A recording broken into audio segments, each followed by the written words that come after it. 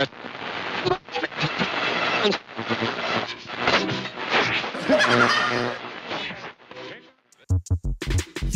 put here to protect us, but who protects us from you?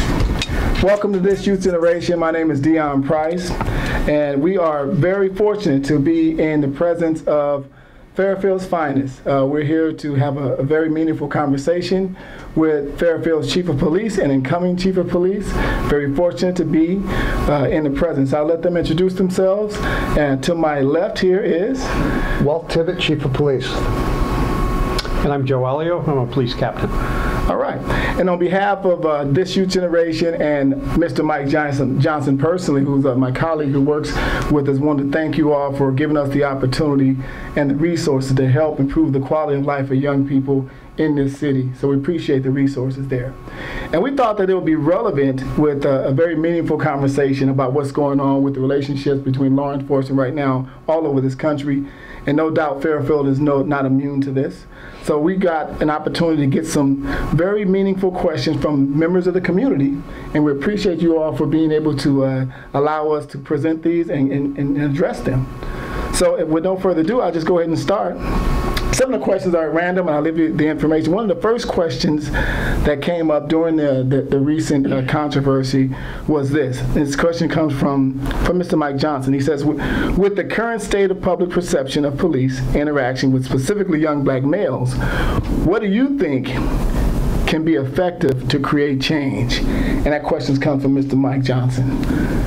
Well, first off, we really appreciate you taking the time to come in here and put this interview on so that we can reach more people. We've tried to have this conversation throughout our community, and especially recently, we've had two amazingly, I think, successful and very, very well-attended forums, and I think we will be continuing that. But I think that one of the things that we have to talk about is that what's happening here today and what is bringing things to the forefront, there is so much more to talk about. There's so much more to the story. And whether or not we're going back to trying to understand the impact of 400 years of racism in our community, and then trying to bring it back into what's it like today in 2015 in the city of Fairfield, you can't have one discussion without the other. And I think one of the things that we want to share is, and that we've talked about to so many people, is that the relationships here in Fairfield are based on trust, they're based on respect, and yet at the same time we understand people when they see things in the national level and they see things in the media, they hear stories from people that tell one side of the story, there's room for conflict.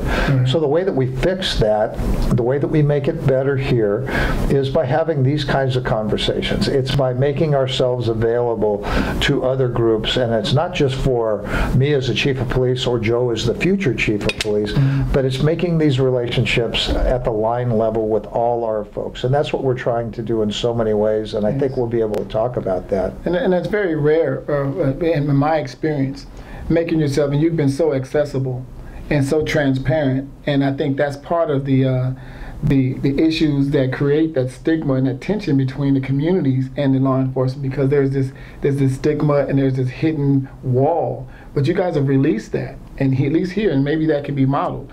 Joe, what do you think about that first question? And Chief touched on it in a minute regarding the interactions, according to addressing to Mike's question about young black males, and what can you think can be done effectively to create change? It is a great question. I think you hit one of the keys when you said there traditionally has been a bit of a wall between law enforcement and community historically, and one of the things the chief has always spoken about is breaking down silos. So we're not in a silo. We're not law enforcement by ourselves. There's an old saying in police work that the police are the community and the community are the police. We're interchangeable. I'm a member of the community. I'm also a police officer. And so the communication, this type of dialogue over these issues has to continue. And the chief mentioned we've had two forums in the last couple of weeks, or in the last month, to have these conversations. And so one of my commitments as the new chief is to continue the conversation. I can't stop just because Chief Tibbetts stepping out of the office. Right. We have to continue as an organization having the conversation and recognizing that the walk I walked growing up is different than the walk you walked growing up. And so for me to be able to hear your story and you to be able to hear mine in conversation, what's it like being a police officer? What's it like being an African American male that's helping youth? And that's that connection. Huh? That's the connection. Yeah. And I want to give a lot of credit to those organizations that helped put those on. I think the forum was Rodriguez High. I think the Delta organization hosted that one. Mount Calvary last week. Yes. Well attended. So we really want to commend those organizations and people for really trying to gather resources and kind of mend this and open this, keeping this dialogue going. Yeah, as we talk, when we talk about real communication, it's very clear in this community, which makes Fairfield so special, is that people do want to have relationships throughout, and we want to join in with that. But you only have real, true communication when both sides hear each other's perspective, and which is what we're trying to do, so that we can have true understanding and find that we have much more in common than we do separate. And we get the sense that there's sincerity, and that opens it up. Next question comes from Mr. Larry Bluford, and it's kind of a lengthy name, but I really had a conversation with him. He's also a community member that does a lot for with his Operation Restoration. His question was, would be for protocol when someone is injured or shot, he says, can this be changed? Why? Because at least recent occasions, victims were both shot and alive when police arrived. However, due to the protocol of securing the scene, both victims were left to the ground without medical attention for over 15 minutes. An ambulance was present, and their loved ones watched them helplessly. And he goes on to say, not sure if they would have been saved or if they had received immediate attention, but what are the chances? So speak to that about the protocol of securing the area. And you and I spoke again, and I understand being a former combat medic for the for the reserves, how we have to secure the area first. So you want to touch on that a little bit? Well, we'll talk about it. And Larry and I've talked about the case that he's referring to. And perception and reality are sometimes two separate things, so I appreciate the opportunity to talk about things. First off, we do everything we can to get medical help to people as soon as we possibly can.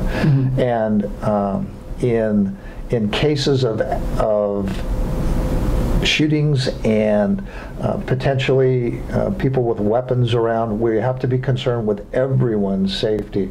The victim, of course, that we're looking to get to, as well as those who are responding to help, as well as those that are around the area.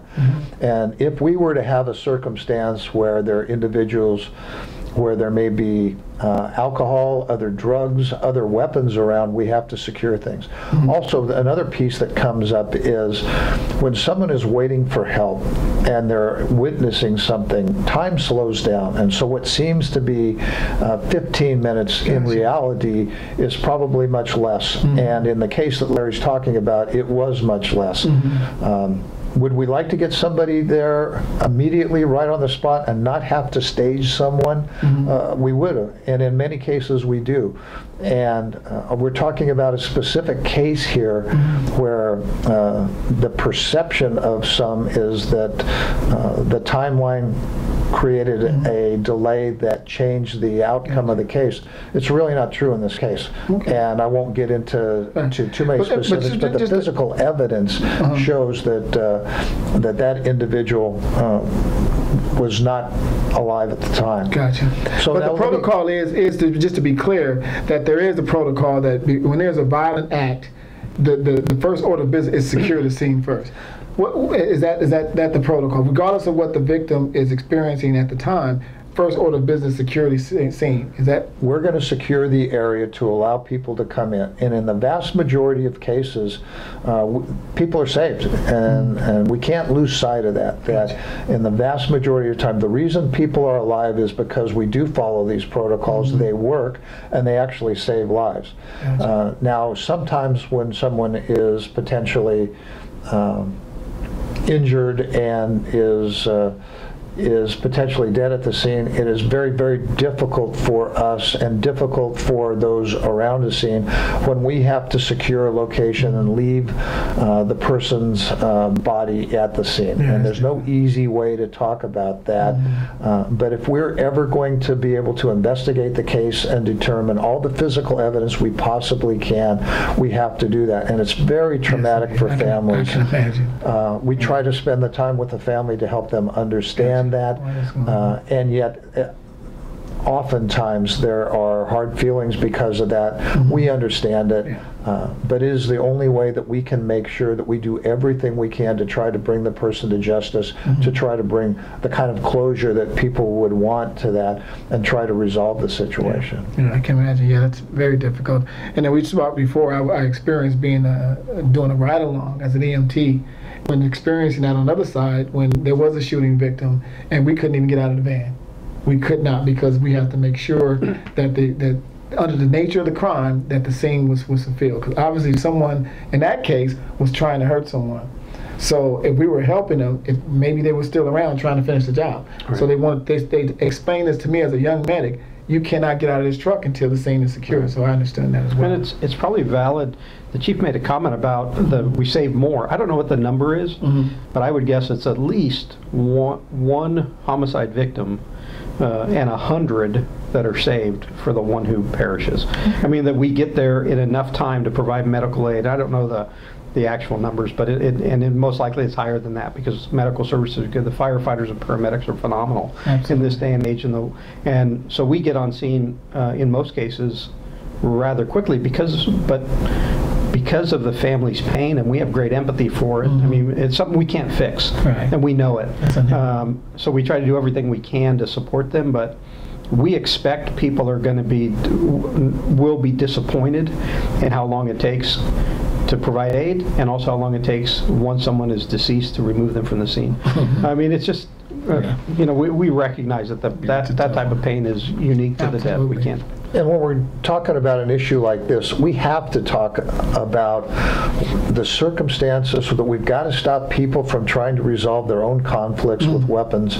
We've got to stop people from getting high and having a gun and then going ahead and losing control and being willing to shoot someone over a conflict. When they're willing to shoot another person over a conflict and we have to go in to try to resolve that, they're equally threatening to us and to the medical staff that is coming in to help out. Yeah, it's a threat to society all the way around. And I've talked with Larry a lot, as he works with a lot of different folks, and we thank him for the efforts. But we've got to get to the point, don't finger point about us trying to help someone out when we're not willing to talk about why are you shooting somebody in the first place. Yeah, I had that conversation briefly with Dr. Marshall. We talk about that often. He does some work out here with the Alive and Free. The whole spirit of hate is powerful. It's a bigger order, but you can take one life at a time to help redirect and to distract them from that spirit of hate that leads to violence. Question number 3 comes from Ms. Starlett English, who's Court Services Manager of San Mateo County Superior Court. She actually sends a congratulations to you, by the way. Oh, thank you. During any part of an officer's training, is he or she trained on how to identify a situation in order to make a determination of when to use deadly force? Are there guidelines that they take into consideration before making that decision? For example, do they take into consideration individual's body language or tone or voice or certain movements? Is there a specific number of times that they give an individual a command, etc.? Or is the decision to use deadly force solely on the discretion of the officer? That's come from Ms. Starlett English, that question. Very complex question. And the question about training. Yes, training happens from the academy and it continues throughout your career.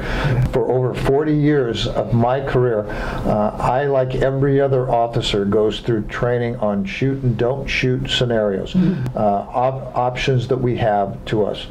And this is understanding. Remember, a lot of the times that that circumstances happen on the street, those are split-second decisions that people spend years, courts spend years trying to determine what we have and the decisions that we have to make in a split second. The vast majority of the time, we get it right. And I know that's hard to hear right now when there's all this conflict going on about problems. And are there problems? Absolutely there are. Are there cases where we get it wrong? Absolutely there are. Are there cases where there's abuse? There certainly is. And we have systems and protocols in place to address those and try to make them better. But the vast majority of the time in those split-second decisions, because of the ongoing training, we do get it right. I'll let Captain Alio talk about it, but I can tell you just in the last 48 hours, we've had 2 situations that could have been officer-involved shootings that weren't. And that's one of the hard things is that currently there's a lot of emphasis made, and rightfully so, on mistakes made by police officers or perceived mistakes made by police officers. But it's not reported the thousands and thousands of times that we get it right, because you don't hear about those. It's not newsworthy. Yeah. Right. Yeah, it's interesting. Our policy begins, and this isn't unique to us, this is law enforcement, that we're to use only that amount of force necessary to overcome the resistance. Good point. That's our policy. And so if more is used than is needed, then it's outside of policy, and someone would face correction, training, or discipline up to termination. So it is interesting, though, even if you watch some of these videos, they're ugly. It's a fist fight is an ugly thing to watch, whether a policeman's involved or you just YouTube fist fights and you watch young people fighting. It's an ugly thing to watch. But what's different about 2 young people having a fist fight is when the person hits the ground, what you normally see is a continuation of kicks and punches to the head of that person. No matter how ugly the police officer fight with someone is, when they get to the ground and get handcuffed, once that's done, it's normally over. Because that amount of force necessary, whether we agree or disagree on whether it was, to stop the resistance, once it's over, it's over. And so that's where we start. I mean, that's the beginning, and then we do these we have these simulator to train all types of scenarios, so they can give repeated commands as the question asked. Drop the knife, drop the gun. Is the threat immediate? Is their life in jeopardy, someone else's life in jeopardy? Or if the suspect flees with that weapon, are they likely to be a threat to someone else? And it's not just a threat. It's not like I'm pointing my gun and making a threat. It's that we think they're going to seriously harm someone or kill them. And the chief said we've had 2 incidents in just the last couple of days where officers contacted people. They took off running, and in one case they saw him pulling at the waistband from behind, and they deployed a taser. Even though they were legally justified, as they saw that gun coming out to shoot that person, they deployed the taser first, he ran through it, and then he ejected the gun into the air. They were able to fight him and take him into custody.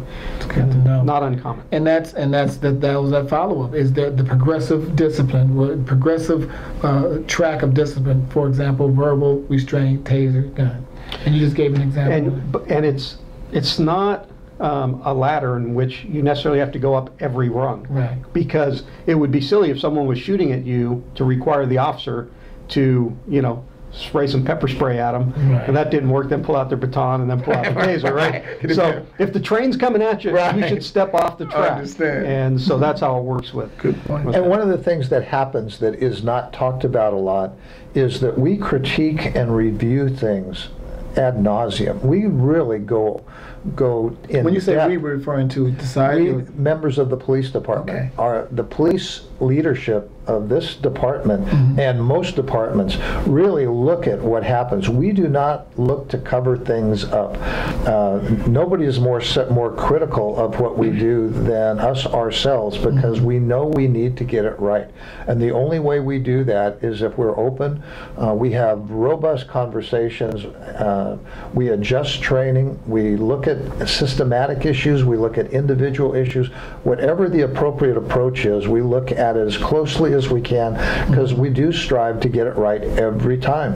And knowing that, as Captain Alio's talking about, sometimes things can go from being very calm to being very deadly in a split second. So we have to go ahead and constantly work at that craft to make sure that we take the appropriate action at the appropriate time. Good. Thank you for that. And okay, this question Well, this was mine. How does the department handle complaints and investigations when or if there is a speculation or report of police misconduct or excessive force?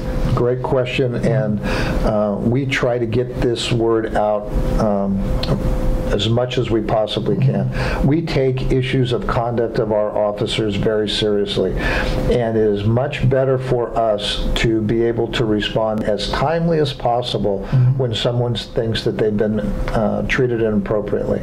So there's a couple of things that we have in place in this city. We have supervisors on duty 24 hours a day, and it's best that if someone thinks that we have acted inappropriately, to call immediately and talk to the supervisor.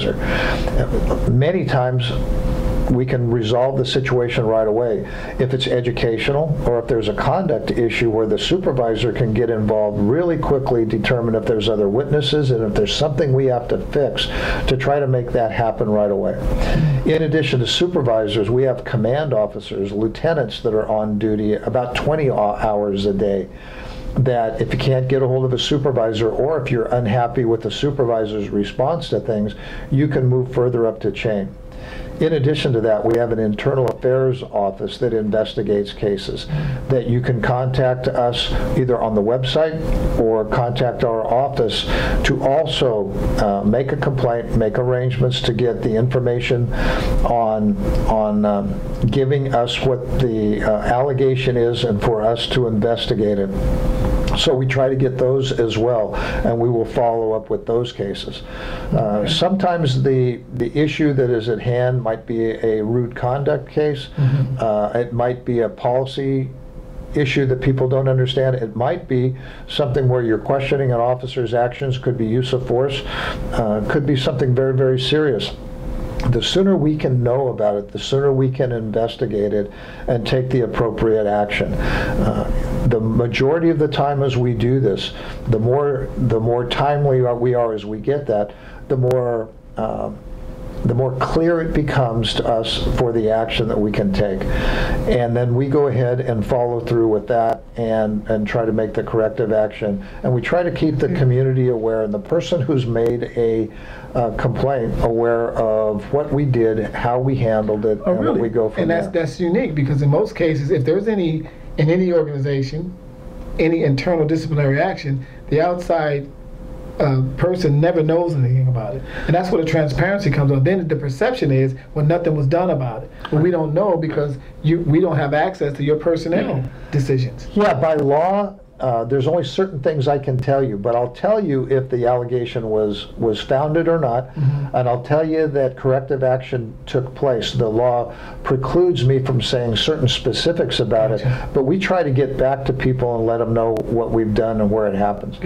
So one of the things that we talk about, by being timely and not waiting a week or not waiting till somebody talks to somebody else who talks to somebody else, it makes it hard to sustain an allegation one way or the other if we don't have information in a timely manner.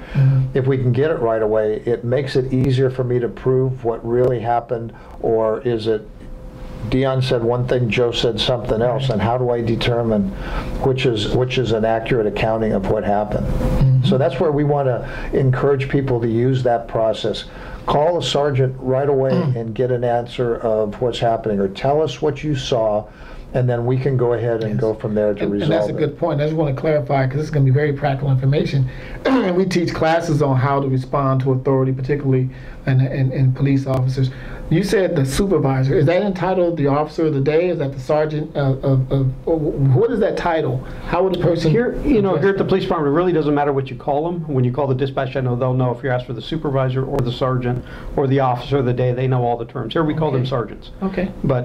And I just want to add two things to what the chief said. One is when we do all that the chief described in-house, and we're done with our citizen complaint investigation, it leaves the department and it goes to a citizen review committee. So citizens have an opportunity, they're selected community members, to review our cases and give an opinion. The chief gets the final say, but they get to hold us accountable to make sure our investigations are thorough, that we've interviewed everyone that they believe we should, and that the finding that we're going to recommend is accurate. And so oftentimes you hear the police are policing themselves, and in some way We hold ourselves, we believe, to the highest standard, higher standard than anybody else will. But because we want transparency, the word that's come up, there's a review committee that reviews our work and can send back to the chief, I think you haven't done enough on this one, or... And that's an external organization, is it? It works out of the city manager's office, and they're not members of our police department. They're selected from the community. And they're all great people. We wouldn't mention their names, but they're all people committed to this being the best city it can be. The quality of life and safety of citizens is priority to them. And that is the criticism and legitimate concern using these high-profile examples, as ugly as they are. Right. There are also life lessons we can learn from everything situation, from the sports world to the police. So we take this as a learning experience and so we all can get better. And what I've learned in this national controversy that has come up, when there has been a perceived or almost an obvious mistake that was made, and the internal policing has not worked, leading to the officer or the person who obviously did what appeared to be wrong, not justifiably disciplined for it. And that's the system entirely appears to not be working. And part of the criticism is because that, what you just mentioned, internal policing, every system is not as polished as the Fairfield Police Department. So that system, there has to be a system in place to work against those systems that are not as honest and detailed as the Fairfield Police Department. Yeah, and we have, oh, good, Chief. Yeah, you know, you and I have had some very, very open and very frank conversations about a lot of this, and I'm going to be real candid here too. What the community is very well represented in this process here in the city of Fairfield, and people of color are part of the review process. So I want to talk about that. And then secondly, as we've talked about before, I'm so proud of the profession in the cities that I've worked in the way that we respond to misconduct cases, and I defy any industry in America to do it as well as we do in policing. The AMA does not police doctors as well as we do. The Bar Association is nowhere near as effective in dealing with misconduct of attorneys.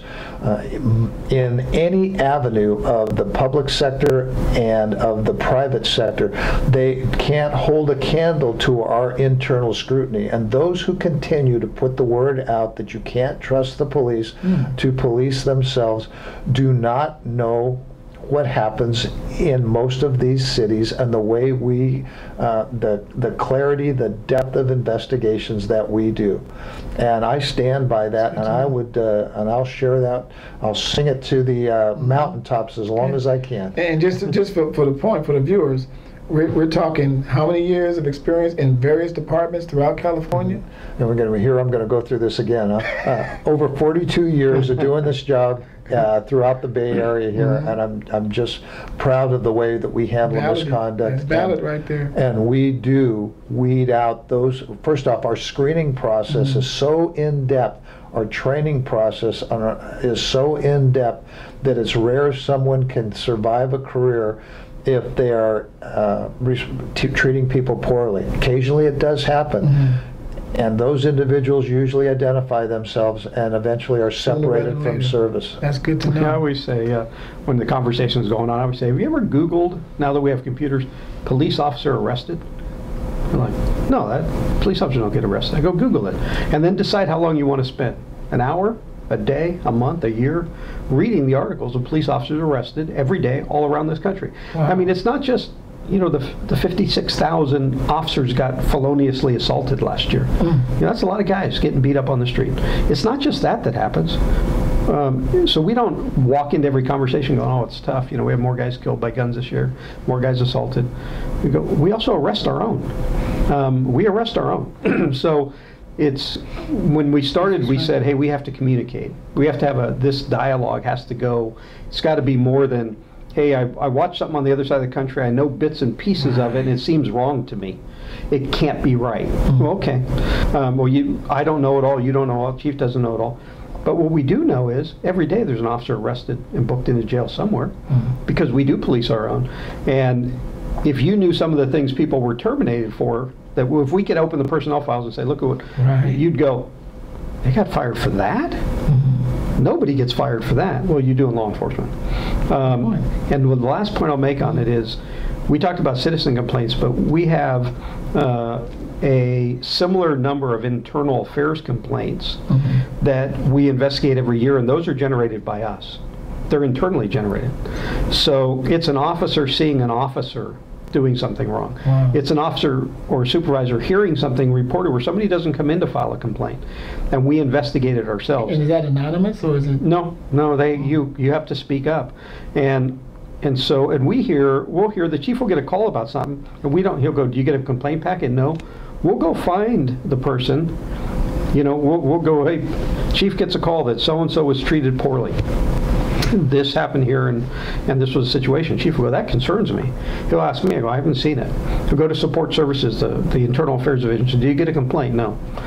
And the chief will go, let's backtrack it, let's find out. So we go back to the source, and sometimes we find out that it was an urban myth. It grew as the story was told. Yeah. But sometimes we find out the person goes, yeah, it happened. I really didn't know what to do about it. We go, here's a complaint form. So whether it's internal or whether we go find someone to find out the root, our goal is to make sure that we're doing it right. That's great to know. Thanks for your clarity. I've terminated people for tarnishing the badge and not treating people appropriately. We take the role and responsibility incredibly serious. We're sitting here in my office, and it's really not my office. It's the office of 110,000 people that live in Fairfield that represents this community. And every person that I've brought into this office that I've hired, we've talked about the standards of we don't tolerate misconduct on any level. Those that I've promoted at all levels have heard the same discussion. We hold each other to the standard of protecting the Constitution, of treating people with dignity and respect, and violations of that we're all held accountable for. And if there's some lack of living up to that standard, I'm going to have to answer to me. I'm going to have to answer to this community. That's great to know. People laugh about again, we always use sports as a model. Right. The NFL has if the NFL has a behavior clause, then certainly our law enforcement does as well. It's amazing. We do. We absolutely Beautiful do. to know. 6, this question comes from David Banks, and he's one of our members of our Life Skills and Hoops program on Friday nights. And thanks for hosting that, by the way. Thank you. It's been going well. So it's a good chance to get the sense of what the young men in the community are experiencing. And he asked this: police presence is this question. Suspects on certain cars are excessive, meaning that he's saying if a youth or is approached by police officers, why is there so many? If he's even walking, maybe not be carrying a weapon, but you'll see 5 or 6. Well, he says 2 or 3 police officers coming up in multiple cars. And could you address that? Because that was kind of a consensus with some of the young people that didn't understand why you have 4 cars coming up to me. I'm just walking home from school. Yeah, and that's a great question, and it is something that you're going to see more of in the next couple of years. I'll explain why. First off, when an officer stops someone, the individual being stopped doesn't know if the officer is stopping because of receiving a call from other people about suspicious behavior. It doesn't, the officer could be looking for someone based on some information or contact from the community. But one of the things that we always try to do is we always try to have a backup officer present, because we never know who we're stopping. We never know if someone is friendly, if it's just a normal citizen encounter, or if it's something more significant. And so we do oftentimes have backup. Now, what happens when there's 3 or 4 cars? It could be a variety of different things, and I can understand how somebody says, wow, why so many? Yeah, we're in a training mode now. We're bringing a lot of new officers on the street. So those officers require an awful lot of attention and a lot of time with another officer as a training officer. So if it happens to be that somebody is making a stop and there might be other circumstances involved, that there's another officer close by, there could be a car with 2 officers in it, that makes 3 all of a sudden. It has to be, if it happens to be a time when there's just other officers that were in the general area, we always encourage people to drive by just to see what's going on and make sure, is there something that they might be needed. So those things can happen. There's also the opportunity at different times when there may be just people that are close by and they're just curious. And sometimes that can appear very intimidating and overwhelming for folks. Okay. So we talk to people about that. We talk to our officers about that, that if they aren't needed at a scene, there's plenty of other people who need our attention, and that we encourage them to go ahead and move about their business as time goes. But sometimes very real that you could see more officers there, and it could be be problematic. And if you're on the right side of the law, that's a relief.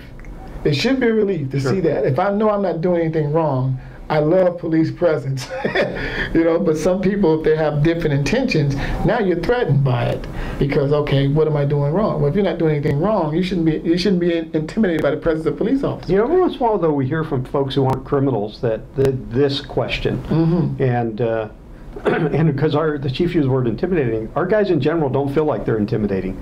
You know, they don't pull up and think people are intimidated because I'm here. They think the opposite. People aren't that intimidated. And so, you know, if one of them pulls up, like two people at the water cooler or the coffee pot, and they're having coffee and they're talking, two others walk up. I mean, we're social beings, you know, that's why we're policemen, because we're in the people business. So, but we do get that. We've heard that recently from just normal citizens, got pulled over and a third officer pulled up, and we don't know why, whether. And you just clarified, because I just learned that as well. It could be a training opportunity, could be just curiosity or backup. The other part is that we really encourage our officers to get out of the car and meet people. I mean, how do I know who lives in a neighborhood and what I can do to help them out if I don't get out and talk to people? Right. And if there's several of us and we have an opportunity to meet somebody on a consensual basis and to build a relationship, then sometimes we do that. I get it that nobody likes to get stopped. I get it that it can be embarrassing if you're being stopped, but yet the other side of it is that, as Captain's talking about, you know, when people are just minding their business, trying to live their lives, we're trying to help you out too. And so there's an opportunity, and I'm encouraging people, I said this at the forums, that, you know, it'll be a great thing for people when you do have contact with us to share your different experiences, where you live, what's going on for you, what we can do to help you. We always try to, and this is something, if you don't hear us doing this, you got to let us know. But when we stop somebody, and let's say they haven't done anything, or we get word, somebody says, hey, that person might be involved in suspicious activity, and it's not, we encourage the officers to say, hey, I'm sorry for inconveniencing you, and this is why I stopped you. Because we want that communication to have that trust. And that means so much, just those words alone, the acknowledgement that, okay, we did, that was not you, okay, that was a mistake. And it reintroduces us to the human side of this job. Sure. And it also, eventually, you mentioned community, taking that us versus them mentality away from this, and that has been happening here in Fairfield, but it's not the case. You know, I work all over the place, and there is a presence that is not so friendly in other parts of the city. Right. So there is a legitimate concern. I'm going to skip the next question because you hit that one and nailed that right away on the progression of what do you do when you see a misconduct. I'll go right to this number 8, which is about also a national focus question. Where does Fairfield Police Department stand on the movement of mandatory police body cameras, and do you believe this will reduce police misconduct? It's come from Anala Price, Fairfield High. Well, great question. There's a great question, and I'm going to hit it from a couple of different angles. We have body cameras. Our officers wear body cameras, and it's not just about police misconduct. It's about misconduct on the part of the community as well. That what we've found and what is happening in many other places, people act differently when they understand that everybody's on tape. Right. And so many times the camera diffuses somebody else, and it's amazing. Most of my career there weren't cameras out, and now I've gone to different incidents and backed up officers and seen people start to act very rude and very offensive, and then seeing the officer's got a camera on and their attitude changes. Both ways, right. So here's what the history looks like. We've had them for about a year. We try to encourage officers to use them where they can. We also try to be respectful of some consensual conduct and different times when we're talking about sensitive issues, when we're around somebody's home. To maybe not have them on at different times, so that we can be respectful of their own privacy. But we encourage the officers, whenever they're involved in something that could resort in some sort of negative action, to try to have those cameras on, so that we can determine what happens. So does it change things? Yes. Here, the vast majority of the time, when we've reviewed cameras and people have made complaints, it's actually shown that the officer was accurate and the officer was telling the truth. And it's usually that other individuals were not truthful in their allegations against us. So we think it's going to be a great thing for transparency.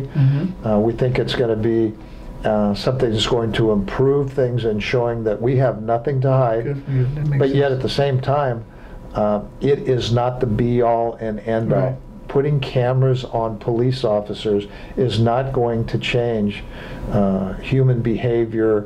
It's not going to change past history. It's not going to change and automatically make everything resolved. The way that we're going to fix and make society better and make it more fair is by having conversations. It's by developing relationships. It's by everyone working together and stopping the things that split a society apart.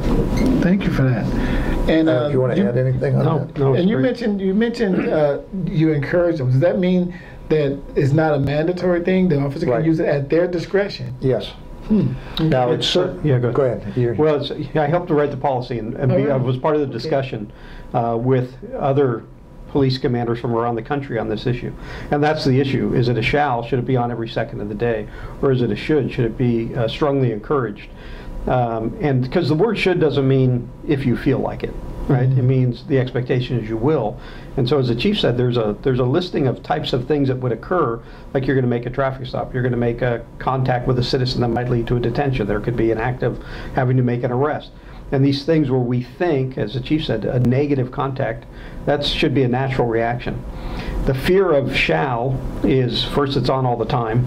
So every contact you see somebody, a little kid you want to give a sticker to, and you're filming them, and him and his mom at the park, and because we want our people to be out and about, and you walk up and you go, hi, how you doing? Put my camera on to film you as I give you a sticker. That seems inappropriate. And the other is the reality that an officer could be walking the mall and be attacked in a split second and not even have time to get it on, turn it on, and then the focus becomes you violated a policy but not turning on your camera. So the should, in our view, is a really good direction for officers. But it's like anything else. It's a tool that they have to get used to using. It has to become more and more commonplace for them. And we've struggled here to remind guys, and we've had to audit, because you have all these things on your belt, right? And you got to put them all on. And so this is a new thing that they've never had. So for the new officers who are brand new, get them, well, they're going to make a traffic stop, they turn it on. But the older officers, they've never, 15, 20 years, never had a camera. So slowly, it's a process.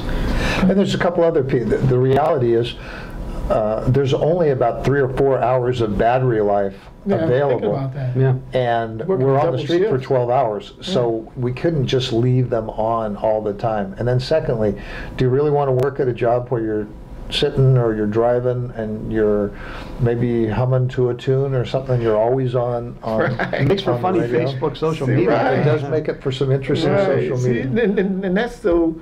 And those detailed things people don't think about. Yeah. We just think about, again, 10,000 feet. When you look at things from a very detailed perspective, you start to get out, that things are not so black and white. It's not a no-brainer. Yeah. And those things matter. And then the other piece is, I would hate to have a situation go from being nothing going on to something horrific happening, which happens in this business, and the officer get hurt or killed because he was worried about turning on a camera as opposed to worry about responding to the threat and defending themselves. And that's a very real thing in society that we just have to acknowledge. Gotcha. Thank you for that. The last question I have has to do with diversity. And you and I talked about this as well. Many, and not only just police department and law enforcement in general, in other aspects of society, the issue of diversity of the service organization reflecting the community. What is the Fairfield Police Department doing about trying to generate and promote diversity in the police force?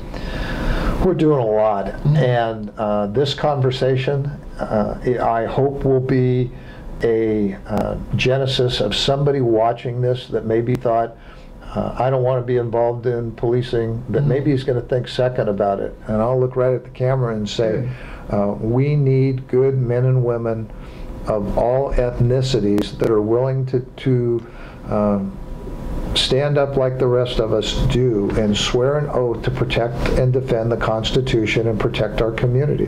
We're continuing to look for good people to do that. It is very, very difficult to recruit officers.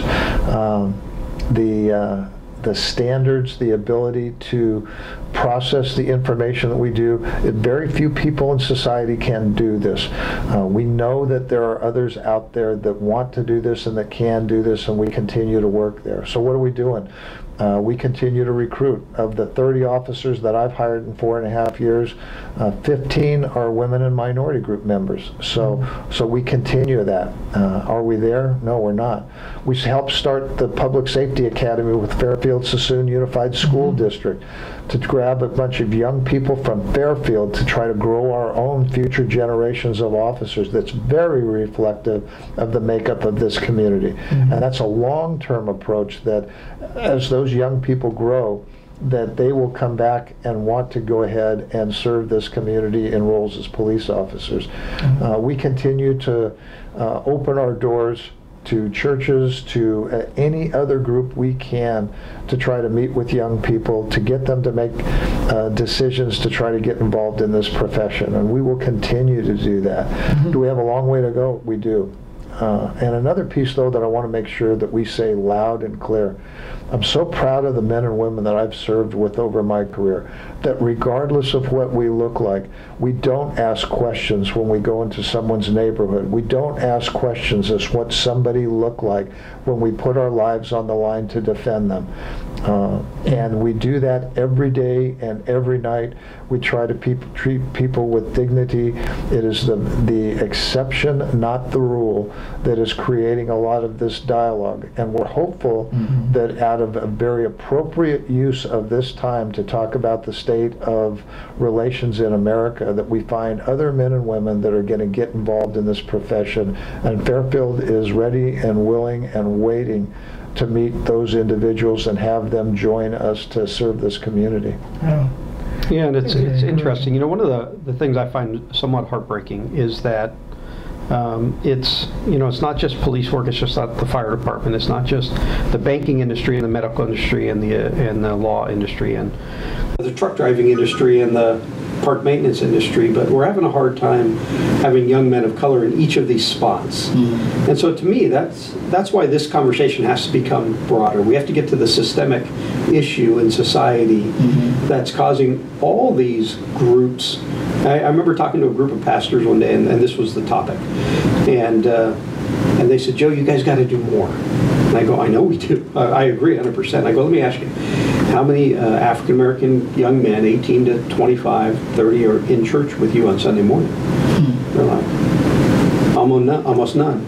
I go, you can't get them, Pastor. You think I am? Wow. I go, so this is the issue in my mind. Good point. Is we got to look at the kids who are in kindergarten today, who are walking in the door, their teachers can go, that one, whatever their color, whether they're white or Hispanic or African American or Asian or male or female, and they go, their family structure is falling apart. That kid, I'm a kindergarten teacher, I know that kid by about 5th grade might be thinking about dropping out. By 6th grade will be out smoking marijuana, and failing in school and will lose their confidence to do anything, and then they'll start committing crime. And in my mind, this is great. We have to keep this conversation going. But in general, our contacts are pretty good with the public.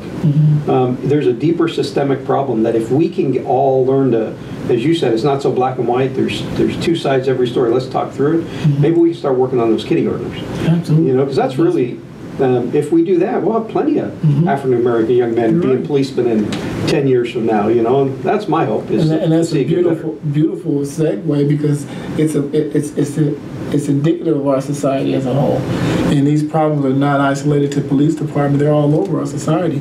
And you know, we spoke at great lengths to get a great segue into this youth generation, which is we can't fight the battles of racism. You know, again, I always quote Dr. Marshall: "You can't kill an enemy." He says, "Well, you can kill a human being, but you can't kill the spirit of hate that causes that enemy." Right. So we have some bigger issues. But what I commit to, and I love what this community is doing, we're going to that deeper problem. Yes. We're being proactive, trying to go to the individual to try to inspire redirection and inspire that young individual to go on the straight now. And that's what this organization is about. That's what I see, the influence of Chief Tibbetts. So I appreciate you all for taking the time. I appreciate your 40-plus years of service, brother. and thank you for taking on this gym. Thank you for the time. And I thank you for all that you're doing, and it is great to be your friend, and it's great to have you continue to call us and talk about tough issues and to continue to work on those. That's how we're going to get better. So